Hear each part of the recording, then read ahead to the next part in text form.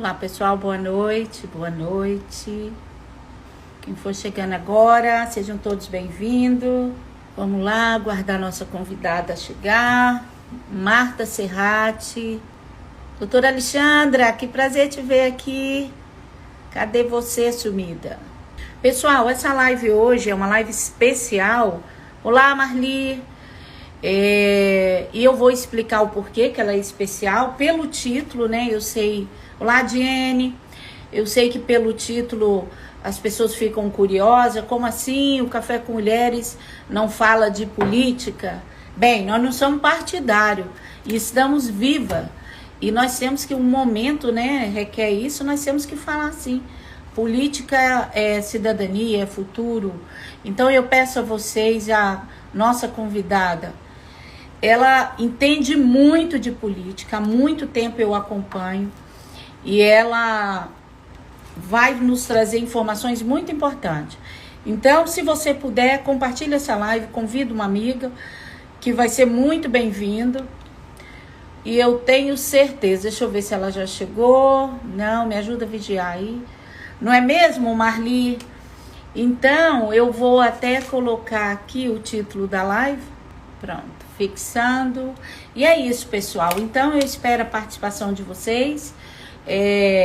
Vai ser muito importante para nós, mulheres atuantes no mercado de trabalho, quer seja você dona de casa ou não. É importante a gente entender e discutir. Não somos donas da verdade, mas nós vamos aos fatos, né? E a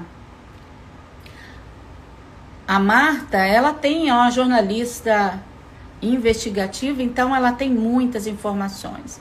Só no aguardo aqui dela entrar para nós iniciarmos a nossa live. Olá, Alzira. Sejam todos bem-vindos e compartilhe aí que em instantes ela domina o YouTube, né? Então ela já está chegando. E é isso, pessoal. Nós somos o Café com Mulheres. Estamos aqui na Flórida, mas ligadinha e conectada com o Brasil. Tendo em vista que a grande maioria das mulheres que nos acompanham estão aí, né? Então, vamos falar de política, vamos falar do que está acontecendo, o que é sobre a nossa perspectiva, né? E em nenhum momento... Ei, Marta, ela acabou de entrar, deixa eu a chamar aqui. Já convidei você, Marta. Olá! Olá, olá! Ah, que coisa linda essa bandeira! Marta, querida, prazer imenso. Deixa eu acertar aqui a posição da minha câmera. Pessoal, vamos iniciar de fato a nossa live aqui com muita alegria. É um assunto interessantíssimo e um momento é agora. Aliás, política é sempre bom discutir, né? E a minha convidada de hoje, eu vou falar um pouquinho sobre ela. Eu acompanho a Marta já tem no mínimo 7 anos, e no Facebook. E ela vem falando de política, eu acompanhando. Gente, que mulher coerente, que mulher séria. Acompanhando o trabalho dela há 7 anos, ela sempre ali no Facebook. Mandei uma mensagem para a Marta já há um tempo, e passou um tempinho, ela me respondeu, conseguimos nos falar terça-feira, ontem, e já nos tornamos amiga de infância, como ela brinca assim.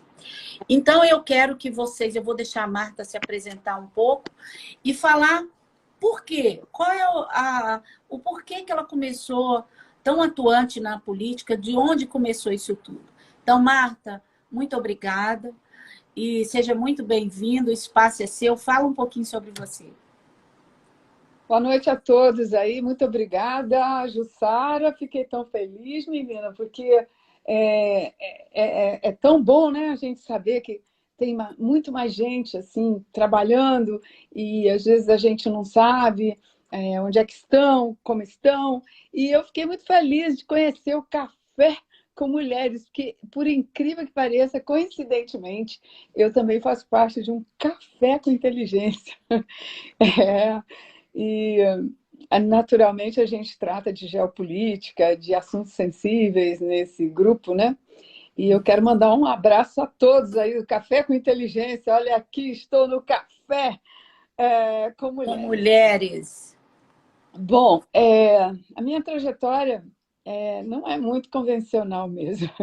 Eu nasci em São Gonçalo do Sapucaí, no sul de Minas, e, e já pequena eu nasci em berço conservador, católico, e meu pai e minha mãe eram muito devotos de Nossa Senhora do Monte Serrat. Gente, eu estou com o meu cachorro aqui Ao me vivo, fica tranquila, você está em ele quer casa. ficar aqui perto de mim. Peraí, só um pouquinho, viu? Peraí. Ai, meu Deus. Vem Deixa ele cá. participar da live. Olha, são dois, tá? São dois. Eles estão Deixa aqui eles. agora. Então, é, e assim, nasci no estado mais conservador do Brasil, Minas Gerais, e no sul de Minas. E éramos muito católicos, muito conservadores. Meu pai era romeiro, porque todo mundo pensa que eu tenho esse sobrenome Serrate por uma questão de elo sanguíneo familiar. Nada, nada disso. Meu pai e minha mãe eram muito devotos da Virgem Maria de Montserrat, que apareceu lá nas montanhas, na Catalunha, na Espanha, perto de Barcelona. Então, eles passaram a vida inteira me avisando, me dizendo que eu era filhada de Nossa Senhora do Monte Serrat. Eu sempre duvidando, achava que aquilo era porque eles queriam me ver mais religiosa, mais obediente, mais temente. E em 5 de fevereiro de 2016, eu vim a descobrir que tudo era verdade, porque nascia a minha neta no dia 5 de fevereiro de 2016. Eu estava em São Paulo, tive que vir correndo para o Rio, pela Rio Santos, e depois disso, passando por Santos, eu resolvi dar uma paradinha na igrejinha onde eu fui batizada. E, peraí, o cachorrinho, peraí. Então, Eu vi eu o cheguei. cabelinho dele na câmera. Quando eu cheguei lá em Santos, eu procurei o responsável lá, falei, cá, onde é que ficam os livros de batismo aqui? Aí foi assim que eu fiquei sabendo que a minha avó, Alexina, representou Nossa Senhora do Monte Serrat no meu batismo. Eu estava com 2 anos de idade e cresci nesse ambiente. E a minha mãe gostava muito de artes, então ela me incentivava muito a dançar, a cantar. E, e eu cantava em tudo quanto é lugar. Desde pequena dançava nos clubes, nas festas, até nas festas dos ciganos, nos circos, isso tudo na cidadezinha de São Gonçalo do Sapucaí. Bom, não demorou muito tempo. Eu saí de São Gonçalo e fui para morar em Resende.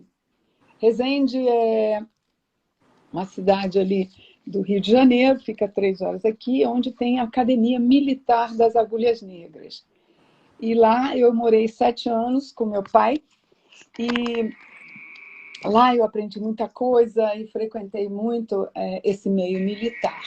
Então vocês deduzam que esse sentimento que eu tenho pelas Forças Armadas, né, pelas instituições militares, vem daí. Então eu me lembro que eu ia muito naquelas festas na AMAN.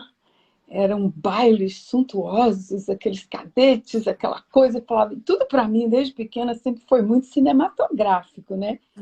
Eu achava que eu estava, assim, de repente, vivendo em um filme girado lá nos anos 40, 45, durante a Segunda Guerra Mundial. Olha isso. Bom, foi lá que eu conheci o pai dos meus filhos, Coronel Sá Freire, Porto Carreiro, Sá Freire, da família Porto Carreiro. E Sá Freire é oriundo descende do Mendes Sá, que fundou o Rio de Janeiro. Não. E eu fui descobrindo muita coisa da família dele, inclusive lutaram na Primeira Guerra, na Segunda Guerra, né? Tio-avô, tio bisavô. E, por incrível que pareça, a única enfermeira viva da FEB, da Força Expedicionária Brasileira, está viva com 104 anos. Olha isso, Nossa, uau. meu presidente da República. Eu quero que seja feita uma campanha, sabe, para homenagear não só os profissionais de saúde que estavam lá nos campos da Itália contra o nazifascismo, mas também, né, os nossos gloriosos combatentes da Força Expedicionária Brasileira junto aos italianos, mas também eu quero que seja feito esse link com os profissionais de saúde que enfrentaram aí no fronte a Covid, né? E ela vai completar 105 anos em 23 de outubro próximo.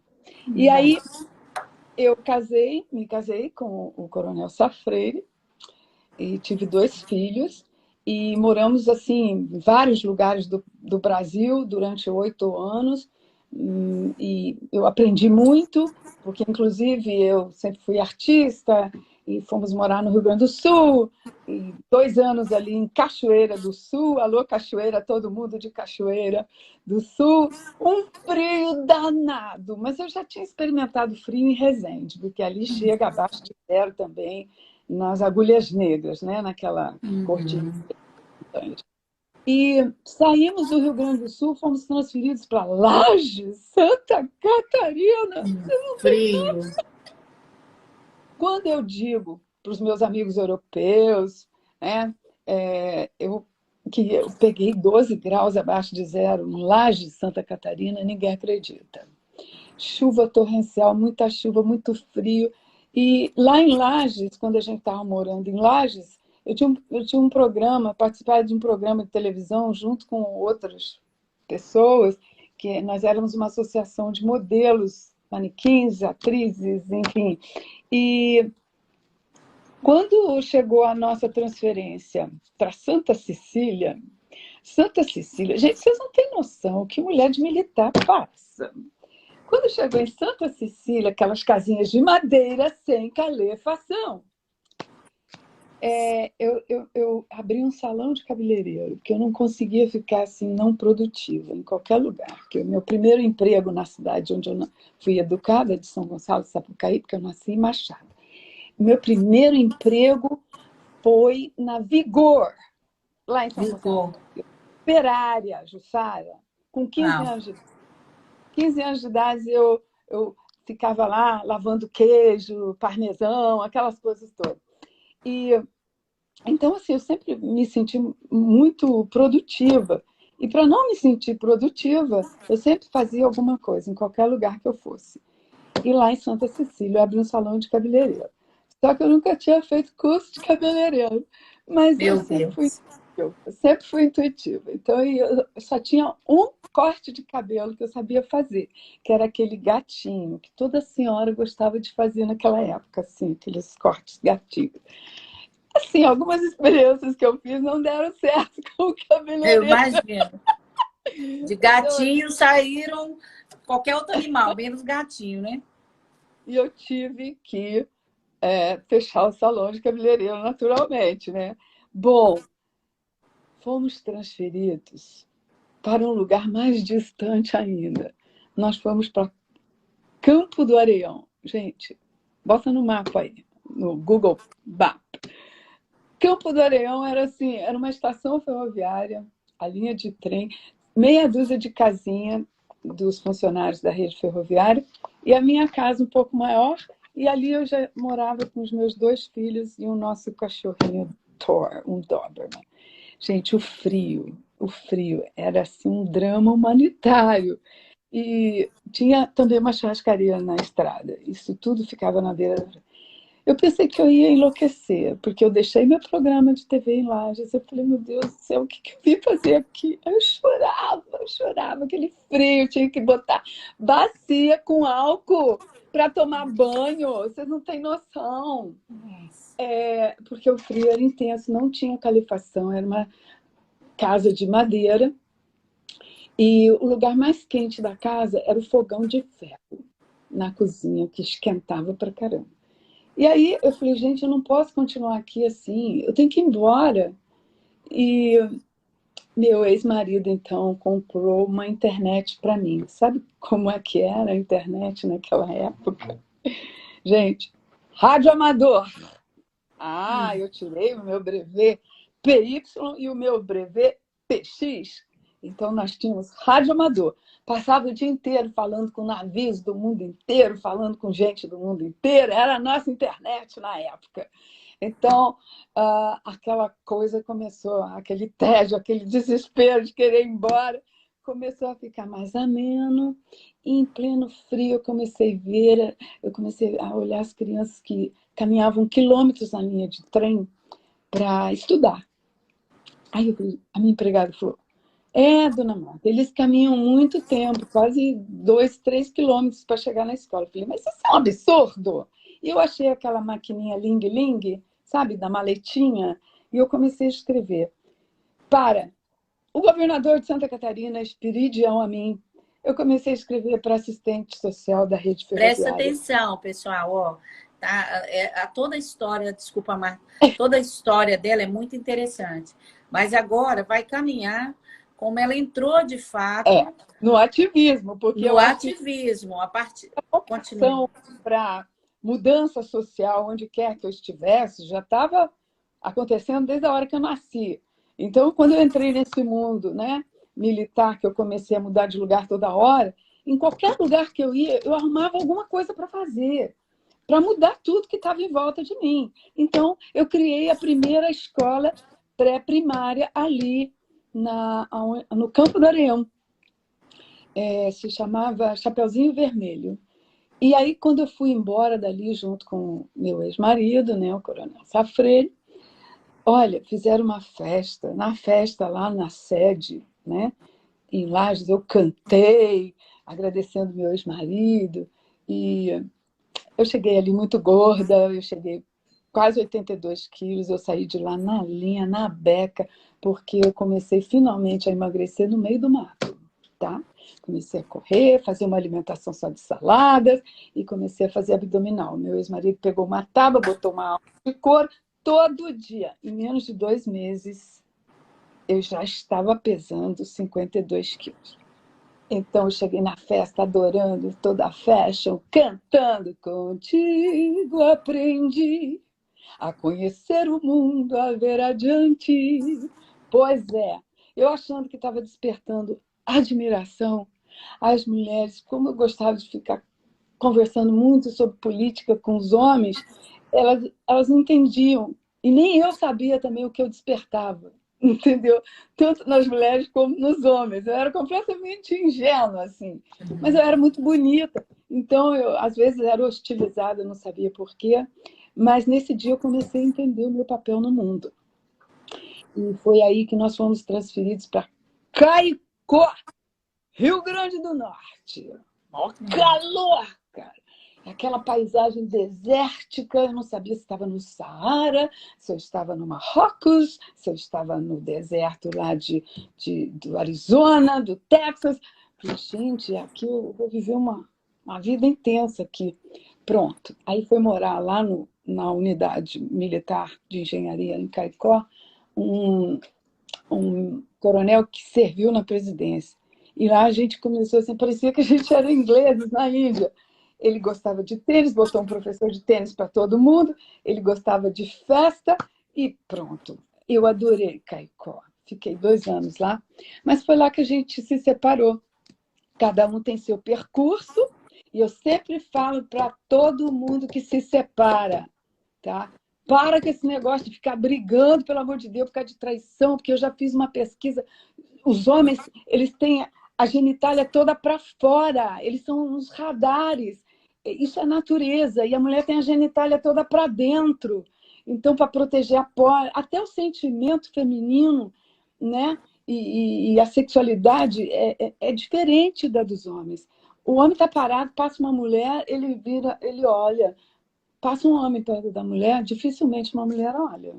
Assim, eu sei que os tempos estão mudados, mas assim, quando o casamento entrou em crise, não teve drama. A gente sentiu muito, porque ele gostava das vaquejadas, ele casou muito jovem, eu também, e nós somos amigos até hoje.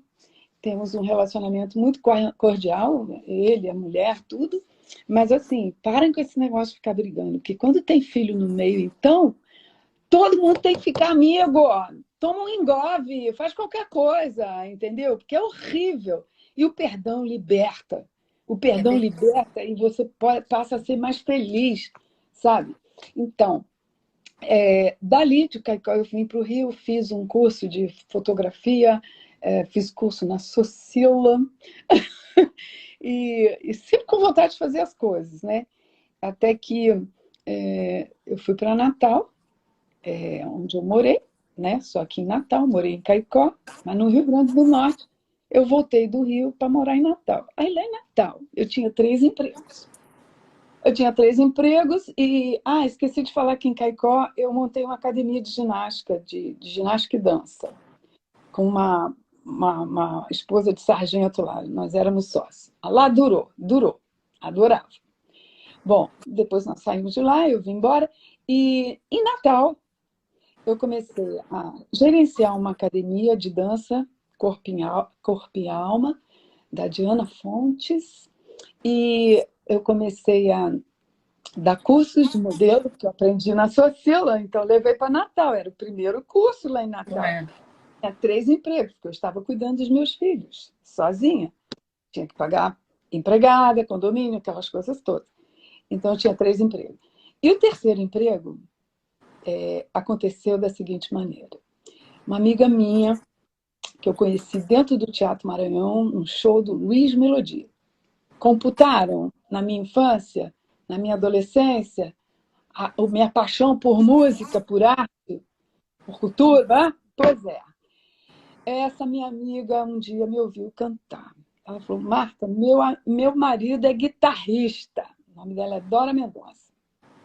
Ele vai fazer um show na praia. Você vai cantar. Bom, chegou na praia de Pipa, o show lá no Rio Grande, em Natal. Eles começaram a tocar e tal. E o Chaguinha: o que você vai cantar? Eu falei: pro dia nascer feliz. Foi maravilhoso. Todo dia é dia, tudo em nome do amor. Essa é a vida que eu quis, procurando vago, uma hora aqui, a outra ali, no vai e vem dos seus quadris. Era rock pesado. Pronto, todo mundo aplaudindo. No dia seguinte, eu recebi uma proposta para fazer parte de uma banda de jazz. Uau! Lá vai eu cantar. Só que aí eu trabalhava demais. Eu trabalhava durante o dia, eu tinha 2 empregos. E à noite eu cantava de 7, às vezes até 5 horas da manhã, para poder segurar o rosto. E eu ganhava melhor cantando. Cantava no Bar do Buraco, no Hotel Samburá, em restaurantes. Bom, eu me vestia fazendo marketing, as lojas me ajudavam a fazer tudo aquilo, e eu adorava aquilo que eu estava vivendo, né? E até que um dia eu fui cantar num hotel, e lá uma pessoa me conheceu e me levou para a Europa. Você vai cantar na Europa. Na verdade, a gente se apaixonou, né? E eu fui. Quando chegou lá, ele era muito jovem, ele era 8 anos mais novo que eu. Aí eu desisti e voltei para o Brasil. Aí já voltei para o Rio. Bom, minha sina continuou como cantora, indo para a Europa todo verão. A banda com a qual eu cantei lá em Juan-les-Pins, na Côte d'Azur, me chamava para cantar. A primeira vez que eu me apresentei, eu fiquei indignada, porque era um café assim, de 1.200 lugares, e tudo muito bonito. Eu cheguei com a minha roupa mais bonita para cantar. Aí o gerente olhou para mim, quando eu me apresentei para cantar: você la fantasia de carnaval? Eu falei: não, eu não vim aqui cantar carnaval. Ele falou: sim, você veio cantar carnaval. Aí eu tive que cantar, gente. Aí eu tinha que vestir uma roupa de baiana, mas era bonita, né? Francesa, você sabe como é o designer francês. Era linda. Roupa de baiana estilizada e curta, saia curta, e lá vou eu, né? Ô, lelê, ô, lalá, qu'est-ce que vous voulez? Pá, meu Deus do céu! E a gente tinha que girar a praça antes de começar o show para chamar todo mundo para o café. Era uma espécie de parada de carnaval na rua de Joalipã. Então foi muita história para contar todas as vezes que eu fui para a Itália, até que um dia eu conheci o meu companheiro de 10 anos aqui no Rio de Janeiro, o italiano que eu considero assim a pessoa mais importante da minha vida e que acrescentou muito à minha vida, à minha família. E depois nós nos separamos, depois de 10 anos, e aí eu não cantava mais. Eu cheguei até a gravar um CD que nunca foi lançado, com o Márcio Montarroz, com toda aquela turma assim, mais prestigiada do Brasil naquela época, e ainda, né, obras deles fazem sucesso. Mas aí eu me enveredei pela produção cultural e também eu tinha que ter uma profissão para manter meu padrão de vida. Então, eu abracei a profissão de corretora de imóveis complexos. E foi assim que eu sobrevivi. Mas, durante o período que eu fiquei com esse italiano, simplesmente eu tinha que me sentir produtiva, certo? Então, eu comecei logo cedo a fazer sugestões de pauta para as revistas e jornais do Brasil e da Itália. E eu comecei a escrever, sempre com aquela maquininha glim, glim, glim, que eu encontrei no sótão da casa do meu. Bom, foi assim, porque em 1998 eu já estava escrevendo, entrevistando pessoas, Benetton, Gianni Versace, um mês antes dele morrer. A última entrevista dele ele deu para mim. E onde eu chegava ao hotel e perguntava, tem alguma celebridade aqui?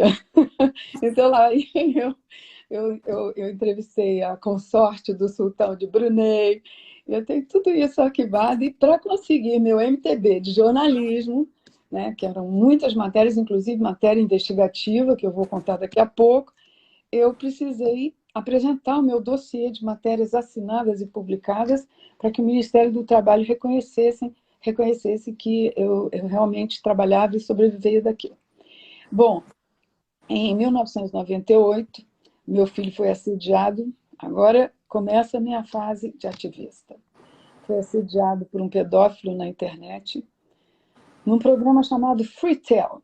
E ali, Jussara, eu tenho histórico de abuso na infância. Com 6 anos de idade, o pai da minha melhor amiga, ele não transou comigo, mas ele me bulinou. Ele tocou nos meus seios e começou a passar a mão em mim. Só que a minha mãe, ela não tinha muita cultura, né? Não tinha muito estudo, mas ela era sábia. E católica como era, eu aprendi tudo sobre abuso e exploração sexual infantil, tudo sobre curra, tudo através dos livrinhos das edições paulinas. Era católica. Muito bem. Aí eu criei meus filhos com muita prevenção. E o meu filho, quando ele estava na sala de chat, ele entrou no link que essa pessoa colocou lá, esse pedófilo, e eram fotos pornográficas de criança, muito chocantes.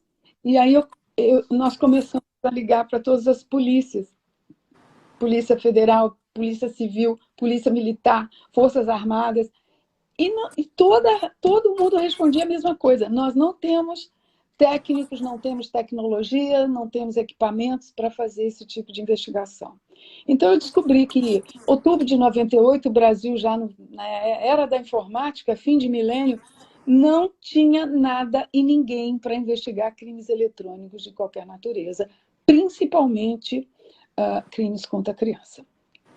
Então, foi quando eu denunciei no FBI esse pedófilo, que me pediu que enviasse todo o conteúdo pelo correio para eles, e procurei o Ministério Público Estadual do Rio de Janeiro, porque eu vi uma advogada denunciando um amigo do Fernando Henrique Cardoso, professor Gérard Lebrun, que naquela época não tinha nada digital, ele pagou o gari aqui no Rio para fotografar as filhas do vizinho.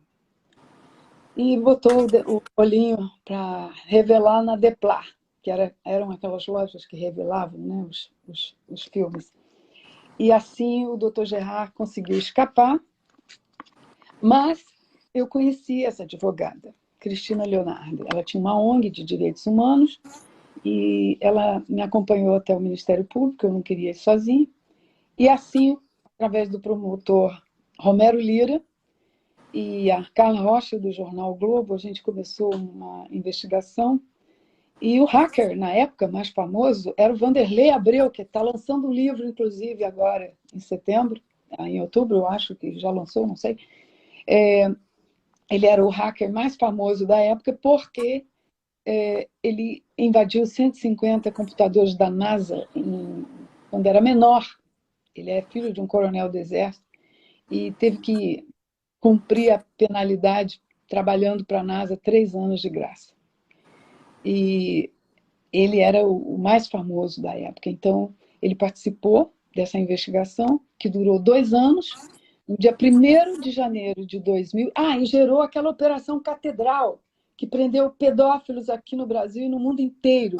Não sei se vocês lembram, mas quem não se lembrar pode procurar no Google. Então, essa operação, através da minha denúncia, prendeu muita gente e era uma coisa nova, né?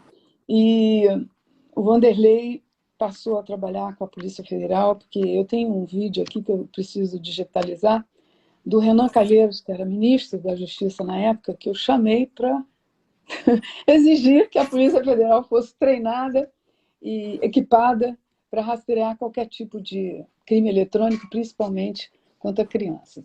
Eu também fui convidada pelo senador Magno Malta para acompanhar a CPI da pedofilia e também pelo deputado Luiz Couto na CPI da pedofilia na Câmara. Porque na Câmara eu fiz outra denúncia, que as pessoas estavam compartilhando imagens de criança em situação questionável e até condenável, através de slogans, assim, de citações inteligentes. Como, por exemplo, tinha uma foto de uma menina lourinha, toda penteada como adulto, maquiada, e um menino negrinho, pelado, os dois, beijando na boca de perfil. Eu falei, opa, peraí, onde você guarda o seu racismo? Eu falei, mas precisa usar uma foto dessas? Então eu comecei a pesquisar e consegui montar um acervo para denunciar lá na Câmara, na CPI da Câmara. E aí eu fui chamada também. Então começou assim meu ativismo. E não teve mais volta. Não teve.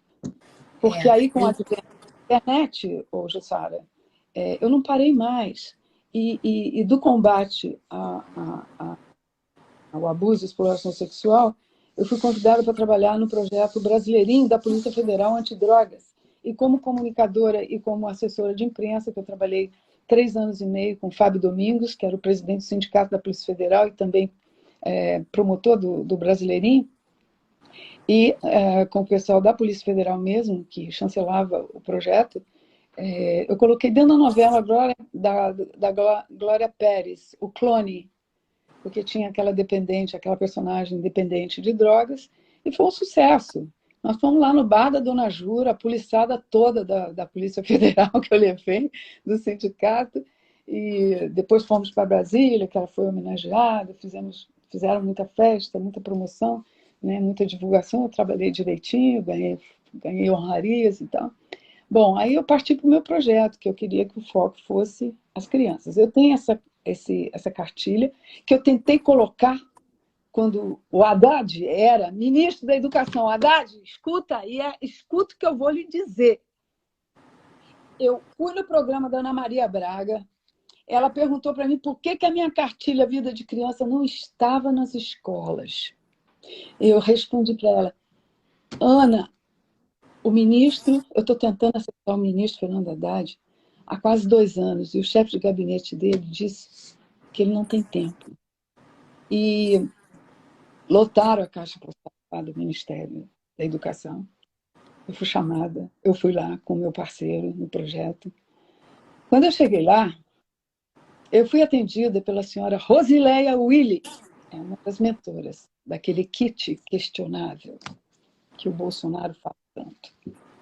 Quando eu falei para ela da minha cartilha, que eu mostrei, interessante, e a minha cartilha foi chancelada na Secretaria de Direitos Humanos da Dona Maria do Rosário, através da Dona Marisa Letícia.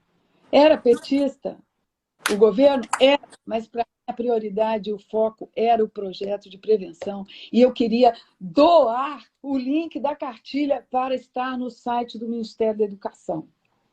A dona Rosiléia disse para mim, aqui no MEC, seu projeto é bom, mas aqui no MEC nós temos também projeto para tratar de pedófilo. Eu saí do gabinete chorando.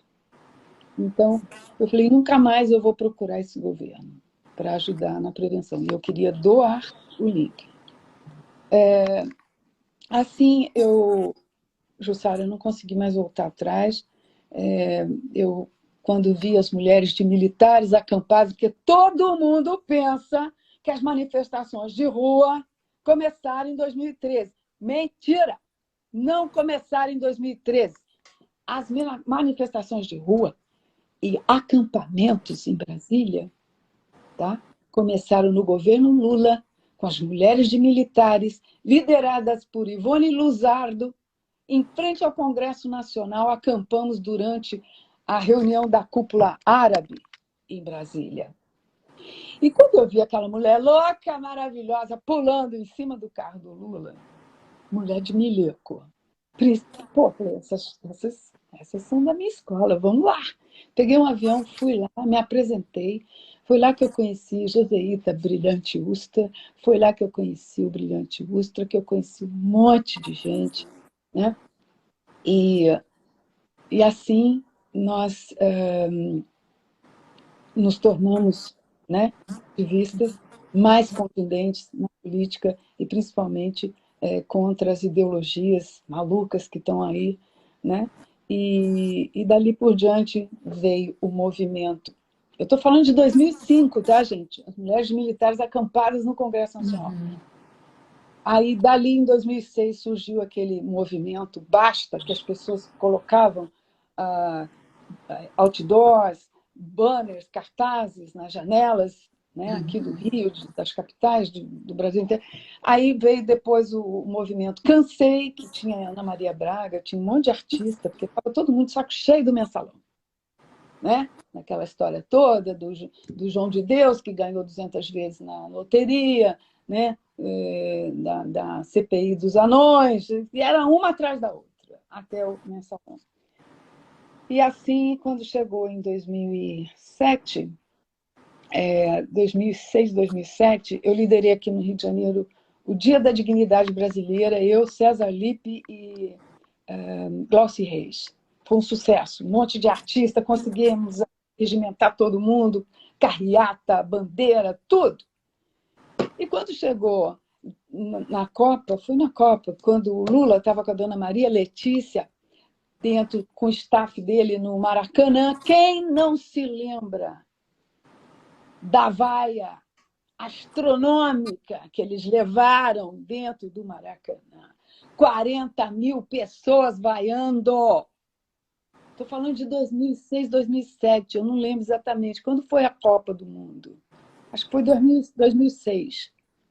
Então, se alguém lembrar aqui, fala para gente. Foram vaiados ali dentro do Maracanã e surgiu um movimento, não só aqui no Rio, a partir desta vaia, a grande vaia, e se espalhou pelo Brasil inteiro. A gente vaiava todos os políticos corruptos, Sérgio Cabral, todo mundo, tá?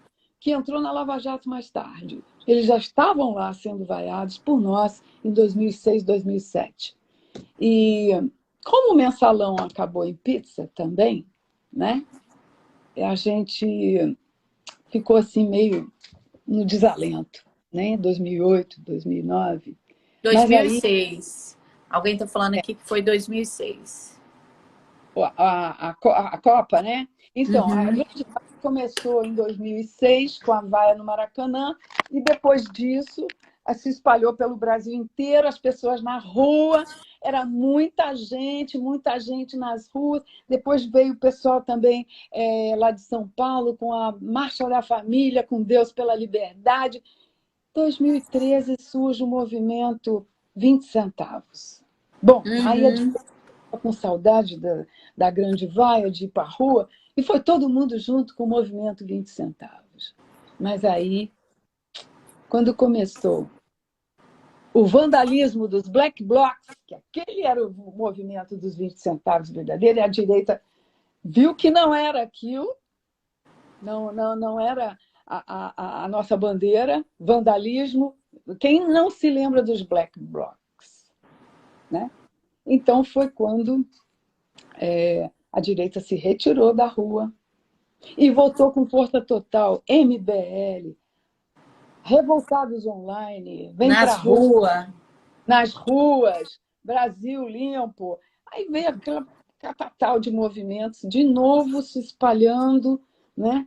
E culminou em 15 de março, que foi uma manifestação bem grande também. Eu tenho um vídeo maravilhoso sobre essa manifestação de 15 de março, e a gente não parou mais. E eu estava junto, e eu estava junto, e eu estava junto. E com o advento da internet, tinha o Orkut, porque a Grande Vai aconteceu durante o Orkut, gente. Essa é a narrativa certa da história dos movimentos de rua. As mulheres de militares se acamparam no Congresso Nacional, ficaram lá dias e dias, foram removidas pela Presidência da República, tá? Durante a cúpula árabe, eu estava lá, mas assim, depois das diretas já, a primeira manifestação foram as mulheres de militares acampadas em frente ao Congresso, e daí por diante seguiram até os dias de hoje tudo que está acontecendo. E vou lembrar mais uma coisa. A Contra-Revolução de 64 começou com as mulheres de Minas Gerais. As senhoras de Minas Gerais que começaram a Contra-Revolução de 64. E foi ali que a coisa começou a se espalhar. 61, General Olímpio Mourão Filho ia nas unidades militares pregando e tentando conseguir que as altas patentes apoiassem um movimento contra os comunistas, porque o povo estava contra, a igreja estava contra, a imprensa estava contra eles, tudo contra eles. Até que aconteceu a Marcha da Família, com Deus pela Liberdade, no dia 19 de março. No dia 25, Cabo Anselmo, que Deus o tenha, liberou a rebelião na Marinha. E foi assim que o general Olímpio Mourão Filho, e principalmente depois do discurso na Central e no Automóvel Clube, decidiu sair de Belo Horizonte com 6.000 homens do baixo clero, porque as altas patentes não queriam fazer nada. E foi aí que brigadeiros, generais, almirantes, a noite inteira lá naquele telefoninho, né? Tac, tac, tac. Alguém tem que ir lá interceptar esse maluco. Quando chegou em Resende, o general Cruel interceptou o general Olímpio Mourão Filho. Aliás, eu sou amiga da filha dele, está com 96 anos. Laurita, beijo! Lúcida. E foi lá em Resende que o general Cruel tentou interceptar o general Olímpio Mourão Filho, que não tem parentesco nenhum com o general Mourão de hoje, tá? Que é meu amigo também. Aí o general virou, ele chamava os homens para segui-lo. Nós estamos indo rumo à morte e não à vitória. Aquilo era um homem com desse tamanho. Tá? E tinha um problema de angina peptis, o cara era doente, com tudo isso. Ele teve a coragem de fazer o que tinha que ser feito naquela época. Porque os comunistas, naquela época, não queriam tomar o poder pelas armas. Então, ele veio de Belo Horizonte e lá em Resende, quando o general Cruel tentou interceptá-lo, ele disse, nós podemos começar uma guerra civil aqui e agora, ou nós podemos fazer um acordo. Fizeram um acordo, rumaram para o Rio de Janeiro, tiraram o general Costa e Silva, que naquela época, não sei se era coronel, era general Costa e Silva, de cueca, lá do Comando Militar do Leste. E foram prender o almirante Aragão, que apoiava a rebelião dos marinheiros. Então foi assim, minha gente. E o resto vocês já sabem. As Forças Armadas jamais exilaram ninguém. O pessoal saiu feito avoado, assim, do Brasil para treinar guerrilha fora do Brasil. Para voltar em 68, matando inocentes. explodindo aeroporto, roubando, assaltando, tá? Procurem saber mais de história, porque contaram tudo errado nas universidades. Não foi? Exatamente.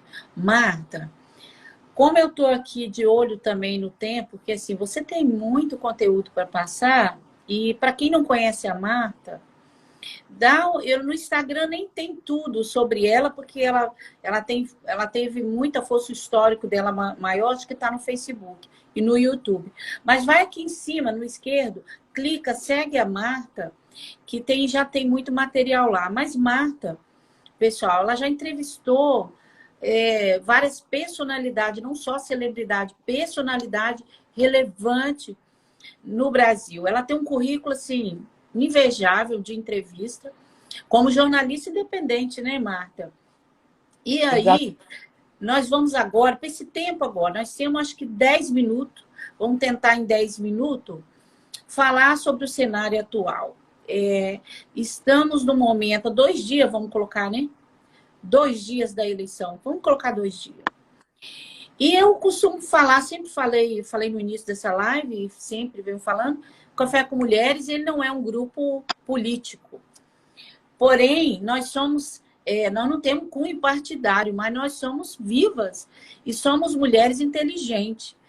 E, se possível, Marta, faz uma breve análise para a gente desse momento que nós estamos vivendo, qual é o perigo que o Brasil corre. É um momento muito especial e decisivo para o Brasil.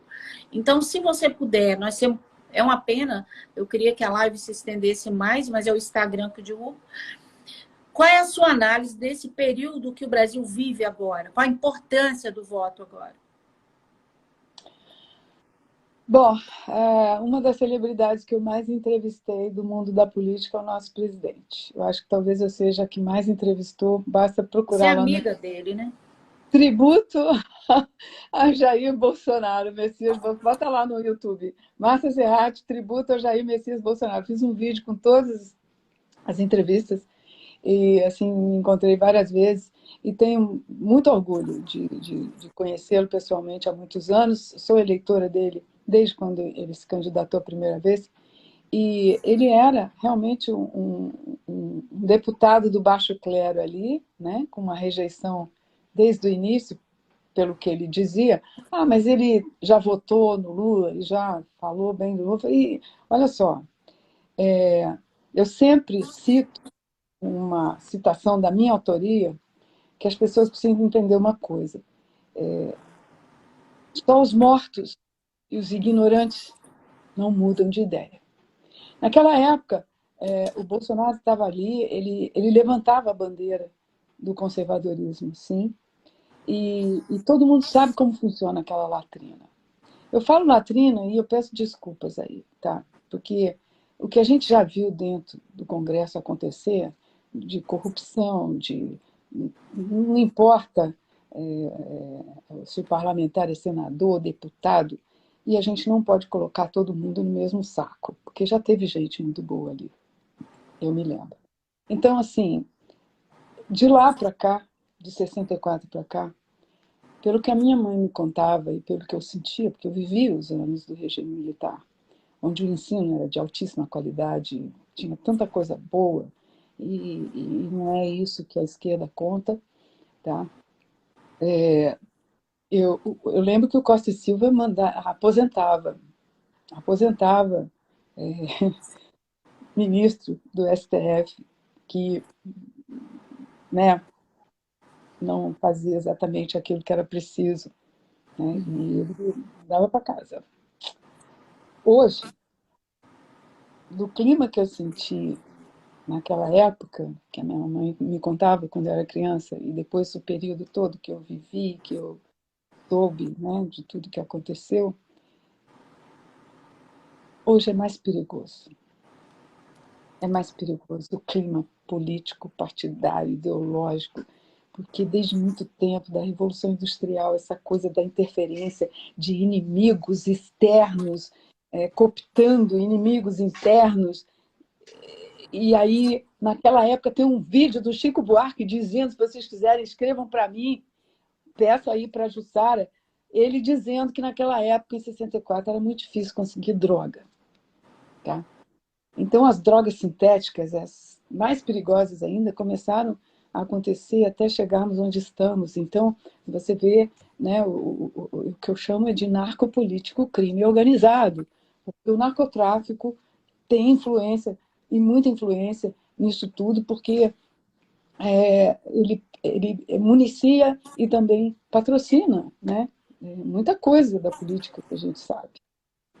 Você vê aqui no Rio, que é uma cidade sitiada pela criminalidade, né? Às vezes tem candidato que nem sobe, né, as favelas e de repente tem voto ali. Não precisa, tudo é feito a acordo e tal. Enfim, o mundo nunca foi perfeito. Sempre existiu violência desde quando o homem saía para caçar e as tribos, uma brigando com a outra. Está aí na Bíblia, qualquer um pode ler. Mas, assim, nós que estamos vivendo, né, e durante essa existência, nós estamos aqui vivos, né, enfrentando esse transtorno criminoso, porque agora, com o advento da internet, só não sabe quem não conhece os caminhos para descobrir, né, na internet a verdade. Porque, na verdade, a internet ela gera fake news, mas ela também gera muita verdade. E a verdade é bíblica. Eu achei na Bíblia Lucas 12:02, chegará o tempo em que tudo que estiver oculto será revelado, nada ficará escondido. É a internet. Então a gente já descobriu muita coisa sobre quem manda no dinheiro do mundo, manda em muitos países.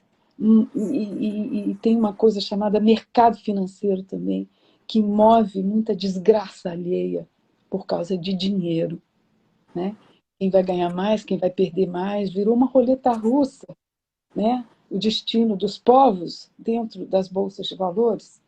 E a mesma coisa, os empresários, né, que estão divididos, está tudo dividido, instituições divididas, e o clima, se não for igual, é pior do que 64. Eu tenho muito medo, porque a Constituição já foi rasgada várias vezes, né? E o presidente insiste nas 4 linhas, e vamos ver o que vai acontecer dia 2. Eu rezo muito, né? E a gente não sabe o que vai acontecer. Eu espero que tudo seja abençoado por Deus e que não haja sangue. Porque a Benedita da Silva uma vez disse, eu nunca esqueci, ela inverteu a citação bíblica, não existe sangue sem redenção. E a gente sabe que muita coisa durante a história da humanidade foi feita através de sangue. É tudo que nós não queremos. Mas a citação da Bíblia diz que não existe redenção sem sangue. Eu tenho muito medo, porque eu não quero que a humanidade sofra mais do que vem sofrendo há tanto tempo, principalmente nesses últimos anos. Eu peço a Deus. Eu, mesmo de longe, Marta, eu estou falando muito pouco porque você é um conhecimento aí vivo, uma biblioteca aí. Mas olha só, nessa última semana ficou mais evidente. Você vê as forças do mal aí se juntando. O quadro todo desenhado, e a gente entende muita coisa porque que o Brasil foi tão escravizado, as pessoas foram tão escravizadas por tanto tempo. Eu, sinceramente, hoje eu tenho... Até ontem, talvez eu não ia me posicionar tão... Mas eu ontem vendo um vídeo do presidente, gente, eu vejo um homem cansado. Um homem que está cansado de guerra. Então agora é a hora da gente, de alguma forma, colocar gás também. E dizer o seguinte, o que você está falando, eu penso que é o sentimento de muitos brasileiros, o medo. Mas eu falei para você ontem, a minha fé é que Deus... Isso faz parte do processo para expurgar o mal, faz parte. E nada é fácil, né? Toda conquista, ela vem com isso mesmo. Eu espero que não aconteça. Nós temos muitas palavras de vitória para o Brasil. Eles estão esperneando? Sim. Mas eu acredito que nós vamos vencer. O bem sempre vence. Esse é o meu desejo. E eu penso que expressa o sentimento da grande maioria dos brasileiros. Bom, Então, é, então, eu gostaria, Marta, finalizar essa live. Eu te desativei o comentário para as pessoas verem seu rostinho. Deixa eu ativar novamente. E que você deixar sua mensagem aqui, final. A gente tem 4 minutos. Deixe uma mensagem para as pessoas que vão assistir, que estão assistindo agora, que vão assistir essa live depois. A importância do voto dela amanhã. E antes que a Marta finalize, é o seguinte, amanhã, e veio através da Marta, tá? Eu tenho uma entrevista, já tá, o Flávio já tá pronto, já chegou. Enquanto nós estamos na live, eu vi que ele já mandou. Nós vamos entrevistar, vai ter uma live especial com a Silvia, a primeira indígena a ocupar as Forças Armadas no Brasil. Qual é a pronúncia do nome dela, ô Marta? É Silvia o quê? é Tenente Silvia Yayampi. É o Yayompi. Isso é. Eu tenho que treinar Silvia esse nome até amanhã. Silvia Yayampi. E ela vai Silvio trazer Yayompi. indígena de Roraima também, ela ficou de confirmar. Exato. Então, pessoal, é um momento muito lindo. Então, Marta, deixa uma mensagem final aí para a gente encerrar. Uma live super produtiva, riquíssima.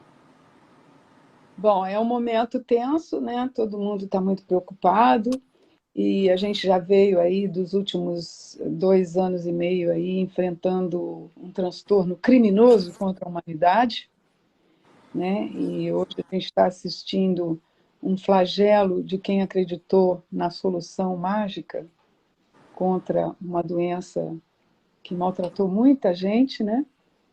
Na verdade, ela continua através dessa porção mágica aí que disseram que ia resolver e não resolve mesmo, né? Eu conheço várias pessoas que usaram essa porção mágica e tiveram reincidência, né, da gripe do momento, e isso vem lá de cima, sempre daquelas pessoas que mandam no dinheiro do mundo.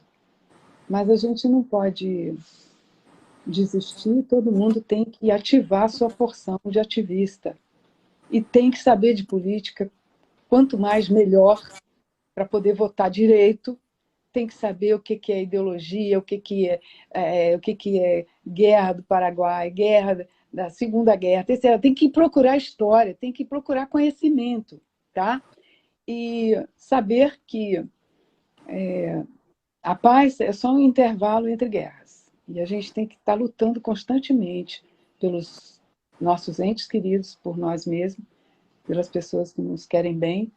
E Deus já diz, né, que a gente tem que ajudar o próximo. Começa por você, pelo próximo que está mais próximo de você, seu filho, sua mulher, sua família, sua pessoa que trabalha na sua casa, né, o pessoal da rua, seu vizinho, a cidade, o estado, o Brasil, e para o mundo funcionar melhor. Hoje em dia, com tanto perigo, em tempos tão sombrios, não basta ter opinião. Você tem que ter posição de sentido o tempo todo. E quem tem medo não merece viver. Uau, verdade. Quem tem medo não merece viver. Marta, acho que chegamos. Eu vou fechar porque eu tô com medo de derrubar essa live. Pessoal, ó, Obrigada. gratidão. Eu creio que está aqui nos assistindo a nossa querida Sheila Garcês, nossa apoiadora. Cadê ela? Você tá aí, Sheila? Deixa eu ver, Sheila. Não, ela estava aqui, acho que ela já Gosto da deu uma sua onda. passadinha. Pessoal, olha, nós estamos aí cogitando a possibilidade de nada menos, nada mais, presidente participando da nossa live aí antes de sábado. Incrivelmente articulado via Marta e uma outra pessoa daqui. Não perdemos a esperança do rostinho dele em qualquer momento poder aparecer aqui ou amanhã. Vamos aguardar. Desejo a você, Marta, muito sucesso para sua vida, em tudo que Eu você queria fizer. meu e-mail aí para quem quisesse se contactar comigo. É Bra brasil.colateral@gmail.com. Brasil, .colateral@gmail.com. colateral@gmail.com. É. Pessoal, faça contato com a... Digitei aqui. Marta é uma querida, é do nosso time agora, nós não te largamos mais. Um beijo no coração, guerreira. Ó, bora. Um abraço para a família e para o maridão. Para você também, querida. Um beijo. Tchau. Obrigada, viu? Gratidão. Obrigada.